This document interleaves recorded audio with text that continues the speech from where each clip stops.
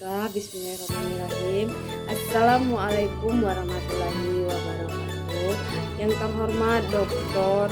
Husnul Bahri MPD, kepada teman-teman yang sudah hadir pada hari ini yang saya banggakan.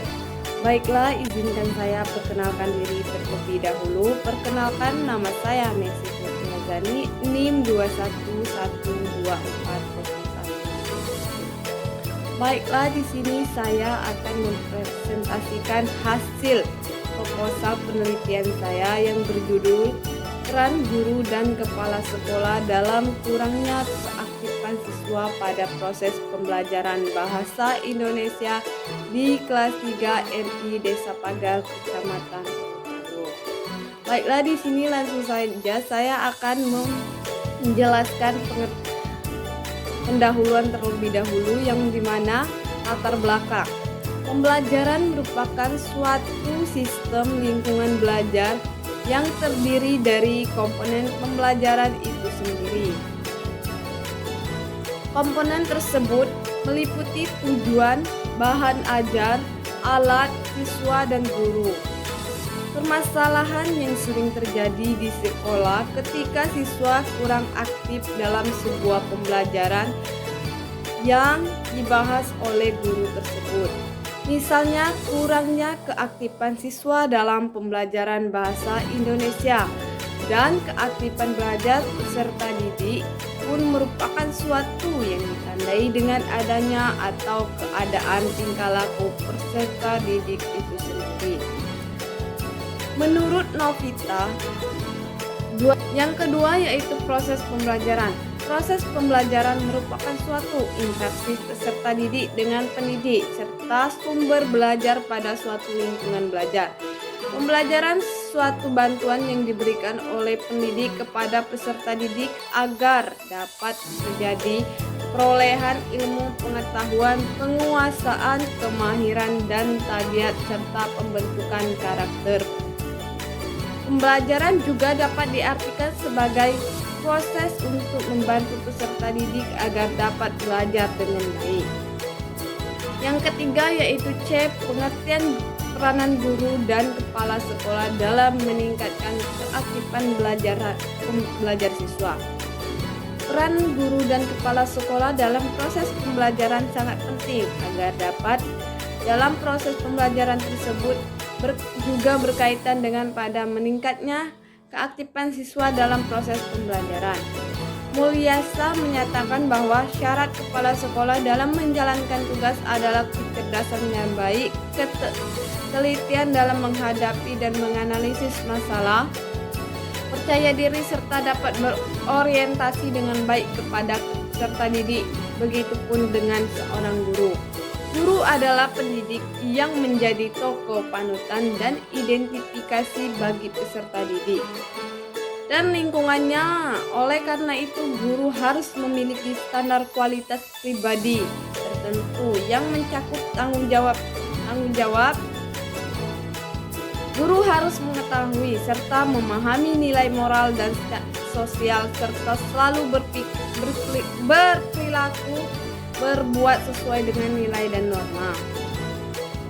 Faktor-faktor yang mempengaruhi hasil belajar yang menurut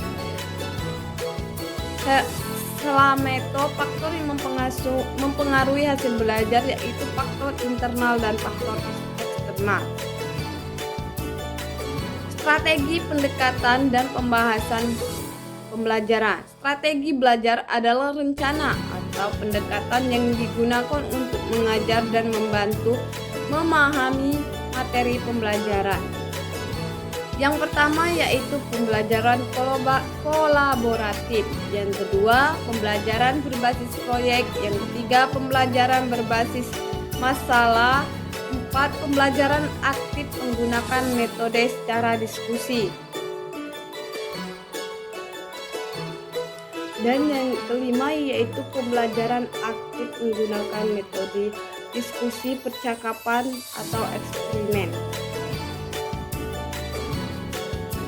serta melibatkan pemahaman yang lebih dalam tentang jenis pendekatan serta pembahasan pembelajaran ada aspek tertentu dalam pembelajaran, pembahasan tentang strategi pembelajaran, tentang metode dan teknik serta taktik yang digunakan dalam pembelajaran dan pengajaran.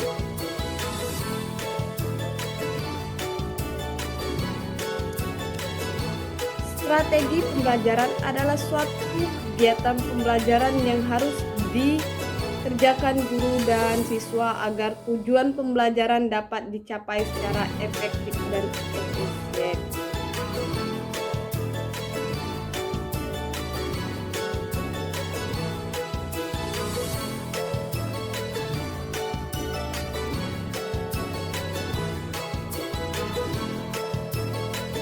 Yang bab ketiga yaitu metode penelitian. Yang pertama, jenis penelitian. Segala sesuatu untuk mencapai target yang diinginkan juga memerlukan metode agar dapat bekerja dengan hasil yang terarah dengan baik. Adapun metode penelitian ini menggunakan metode deskriptif analisis, yaitu memaparkan secara mendalam dengan adanya secara objektif sesuai dengan data yang telah dikumpulkan. Penelitian ini juga merupakan penelitian yang bertujuan untuk menjelaskan atau mendeskripsikan suatu keadaan, peristiwa, objek orang atau segala sesuatu yang terkait dengan variabel-variabel yang biasa dijelaskan dengan angka maupun kata. Sumber data yang pertama yaitu sumber data primer. Sumber data primer adalah sumber data yang langsung memberikan data kepada pengumpul data. Jadi sumber data primer ini adalah data yang menjadi sumber peneliti. Yang kedua yaitu sumber data sekunder. Peneliti peroleh secara tidak langsung melalui media perantara, diperoleh dan dicatat oleh pihak lain. Data sekunder umumnya berupa bukti, catatan, dan laporan historis yang telah tersusun dalam arsip. Yang ketiga yaitu teknik pengumpulan data. Suatu penelitian memerlukan data dan informasi yang berguna untuk bahan pemecahan masalah yang ditemukan dalam penelitian tersebut. Yang pertama yaitu observasi, wawancara, dokumentasi. Teknik pengumpulan data.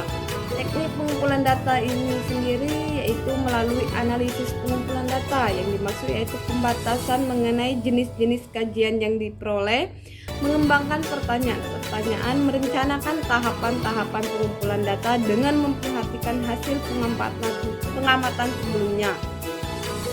Yang B yaitu menulis catatan bagi diri sendiri mengenai hal yang dikaji. Yang kedua yaitu analisis setelah pengumpulan data. Yang pertama reduksi data, sampai kesimpulan.